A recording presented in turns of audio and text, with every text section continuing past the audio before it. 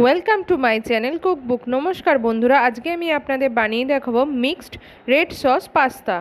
প্রথমে আমি পাস্তাটাকে সিদ্ধ করার জন্য একটা কড়াইয়ে জল নিয়ে নিচ্ছি। আমি এখানে এখন 2.5 মগ জল নিয়ে নিচ্ছি, পরে দরকার পড়লে আবার জল দেব। এবার এর মধ্যে দিয়ে দেবো 2 চামচ মতো সাদা তেল। সিদ্ধ করার সময় তেল ব্যবহার করলে পাস্তাগুলো জড়িয়ে যাবে না। এবার আমি এখানে 750 গ্রাম মতো পাস্তা নিয়ে নিয়েছি। খুন্তি দিয়ে পাস্তাটাকে একটু নাড়িয়ে চাড়িয়ে দেব। আপনারা এখানে দেখতেই পাচ্ছেন পাস্তাটা সিদ্ধ করার জন্য আরও জল লাগবে, তাই আমি এখানে আরও 2 থেকে 2.5 মগ মতো জল দিয়ে দিলাম। এবার গ্যাসের ফ্লেমটা মিডিয়ামে রেখে পাস্তাটাকে 4 থেকে 5 মিনিট মতো সিদ্ধ হওয়ার জন্য রেখে দেব। 5 মিনিট পর পাস্তাটা সিদ্ধ হয়ে গেলে জলটা ঝরিয়ে একটা অন্য পাত্রে পাস্তাটা রেখে দেব। এটার মধ্যে এবার পরিমাণ মতো ঠান্ডা জল দিয়ে দেবো, যাতে পাস্তাটা গরম ভাপে ওভারকুক না হয়ে যায় আর ঝরঝরে থাকে। এবার একটা কড়াইতে 3 থেকে 4 চামচ মতো সাদা তেল নিয়ে নেব। তেলটা গরম হয়ে গেলে তেলের মধ্যে দিয়ে দেবো 1/4 চামচ লবণ। এবার একটু লবণটাকে তেলের সাথে ভালোভাবে মিশিয়ে নেব। আমি এখানে 5টা ডিম ভাজার জন্য নিয়ে নিয়েছি। আপনারা চাইলে আগে ডিমগুলোকে একটা বাটিতে ফাটিয়ে নিয়ে লবণ মিশিয়েও কড়াইতে দিতে পারেন। ডিমগুলোকে এবার মিডিয়াম ফ্লেমে ভালোভাবে 3 থেকে 4 মিনিট ধরে ভেজে নেব। ডিমগুলোকে ভালোভাবে খুন্তি দিয়ে নাড়িয়ে চাড়িয়ে যেতে হবে, যাতে ডিমগুলো ঝুড়ো ঝুড়ো হয়ে যায়। ডিমের ঝুড়োটা রেডি হয়ে গেছে। এবার এটাকে একটা থালায় তুলে রেখে দেব। ওই কড়াতেই আমি আরও 2 থেকে 3 চামচ মতো সাদা তেল নিয়ে নেব। এবার এই তেলের মধ্যে 400 গ্রাম চিকেন কিমা দিয়ে দেব ভেজে নেওয়ার জন্য। চিকেনের মধ্যে দিয়ে দিচ্ছি আমি 1 চামচ মতো আমুল বাটার। বাটার দিয়ে চিকেন কিমাটা ভাজলে চিকেনের টেস্টটা দারুণ হয়। এটা আমার শাশুড়ি মায়ের টিপস। চিকেন কিমাটাকে ভালোভাবে 5 থেকে 6 মিনিট ধরে ভেজে নিতে হবে। আচ্ছা, চিকেনটা থেকে যখন জলটা বেরিয়ে আসবে তখন সামান্য পরিমাণে গোলমরিচ গুঁড়ো দিয়ে দেব। এই সময় গ্যাসের ফ্লেমটা মিডিয়ামে রাখবো। আচ্ছা, 4 থেকে 5 মিনিট পর চিকেনটা প্রায় ভাজা ভাজা হয়ে গেলে এর মধ্যে দিয়ে দেবো সামান্য পরিমাণে শেজওয়ান সস। এই শেজওয়ান সসের মধ্যে লবণ থাকায় তাই আমি মাংসতে আলাদা করে আর লবণ দিইনি। এবার শেজওয়ান সসটার সাথে মাংসটাকে ভালোভাবে 2 থেকে 3 মিনিট কষিয়ে নেব। 2 থেকে 3 মিনিট পর মাংসের কিমাটা পুরোপুরি রেডি হয়ে গেছে। এটাকেও এবার একটা থালার মধ্যে ঢেলে নেব।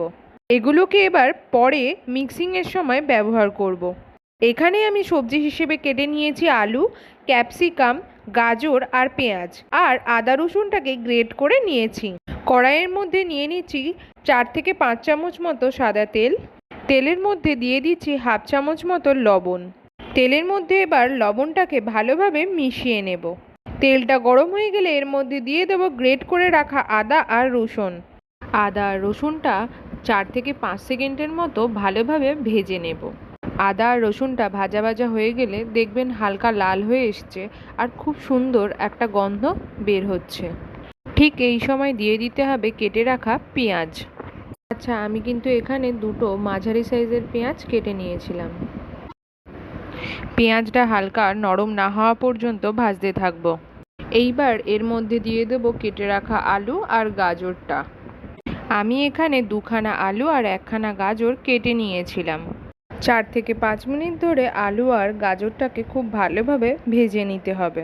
আচ্ছা, আপনাদের পছন্দ মতো সবজি আপনারা কিন্তু পাস্তাতে দিতে পারেন। আচ্ছা, আলু আর গাজরটা প্রায় ভাজা ভাজা হয়ে গেলে সেই সময় আমি ক্যাপসিকামগুলো দিয়ে দেব। আরও 3 থেকে 4 মিনিট ধরে এবার সমস্ত সবজিগুলোকে ভালোভাবে ভেজে নেব।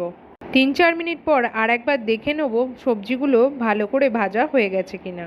সবজিগুলো খুব ভালো করে ভাজা হয়ে গেছে। এবার আমি ডিমের ঝুড়ো আর চিকেন কিমাটা এর মধ্যে দিয়ে দেব। ডিমের ঝুড়ো আর চিকেন কিমাটার সাথে সবজিগুলোকে খুব ভালোভাবে মিশিয়ে নেব। আচ্ছা, আপনাদের কী ধরনের পাস্তা পছন্দ আমাকে প্লিজ কমেন্ট করে জানাবেন। এইবার আমি এর মধ্যে পাস্তাটা দিয়ে দেব। আচ্ছা, আমি এখানে অল্প অল্প করে পাস্তাটা অ্যাড করব। যদি সব পাস্তাটা একসাথে দিয়ে দিই তাহলে সবজিগুলোর সাথে মেশাতে খুব অসুবিধা হবে, তাই অল্প অল্প পাস্তা অ্যাড করছি আর সবজিগুলোর সাথে মিশিয়ে নিচ্ছি। এইবার সমস্ত পাস্তাটা দিয়ে দিয়েছি। আচ্ছা, পাস্তার পরিমাণটা যদি কম থাকে তাহলে একেবারেই সব পাস্তাটা দিয়ে দেবেন। পাস্তাটার সাথে সবজিগুলোকে খুব ভালোভাবে মিশিয়ে নিচ্ছি। সবজিগুলোর সাথে পাস্তাটা ভালোভাবে মিশিয়ে নেওয়া হয়ে গেলে এর মধ্যে দিয়ে দেবো টমেটো সস আর শেজওয়ান সস। আচ্ছা, এই সসগুলো আপনারা আপনাদের পরিমাণ মতো দেবেন। আচ্ছা, আপনারা চাইলে এখানে সয়া সসও দিতে পারেন। যেহেতু আমি এখানে শেজওয়ান সস ব্যবহার করেছি তাই আর সয়া সস ব্যবহার করলাম না। আর পাস্তাতে আমার সয়া সসটা ব্যবহার করা খুব একটা পছন্দও নয়। আচ্ছা, আমার মনে হচ্ছে টমেটো সস আর শেজওয়ান সস আরেকটু লাগবে, তাই আমি এখানে আরও কিছুটা পরিমাণে টমেটো সস আর শেজওয়ান সস দিয়ে দিচ্ছি। এবার এই সবগুলোকে 1 থেকে 2 মিনিট ধরে খুব ভালোভাবে মিশিয়ে নেব। আমি এখানে প্রথমেই যা লবণ দিয়েছি তারপর কিন্তু আর কোনো রকম লবণ অ্যাড করিনি, কারণ শেজওয়ান সসের মধ্যে অলরেডি সল্টি ভাব থাকে। পাস্তাটা ভালোভাবে মেশানো হয়ে গেলে এর মধ্যে দিয়ে দেবো 1 চামচ মতো গোলমরিচ গুঁড়ো আর দিয়ে দিচ্ছি ম্যাগি মশলা। আমি এখানে মোট 3 থেকে 4 প্যাকেট মতো ম্যাগি মশলার ব্যবহার করেছি। ম্যাগি মশলাটা পাস্তাতে দিলে তার টেস্টটা দারুণ লাগে। আপনারা কোনো দিন পাস্তা কিংবা চাউমিনে ম্যাগি মশলা দিয়ে দেখবেন, আশা করি তার টেস্টটা দারুণ লাগবে। আপনারা দেখতেই পাচ্ছেন পাস্তার এই রঙটা দারুণ লাগছে। আমি এখানে আরেকটু ঝালের জন্য মরিচ গুঁড়ো দিয়ে দিচ্ছি। এটাকে একটু পাস্তাটার সাথে ভালোভাবে মিশিয়ে নেব। সব কিছু মেশানো খুব ভালোভাবে হয়ে গেছে। আমাদের আজকের মিক্সড রেড সস পাস্তা পুরোপুরি রেডি। আশা করি পাস্তার এই রেসিপিটা আপনাদের প্রত্যেকেরই খুব ভালো লেগেছে। ভিডিওটা ভালো লেগে থাকলে প্লিজ লাইক, কমেন্ট, শেয়ার এবং চ্যানেলটা সাবস্ক্রাইব করুন।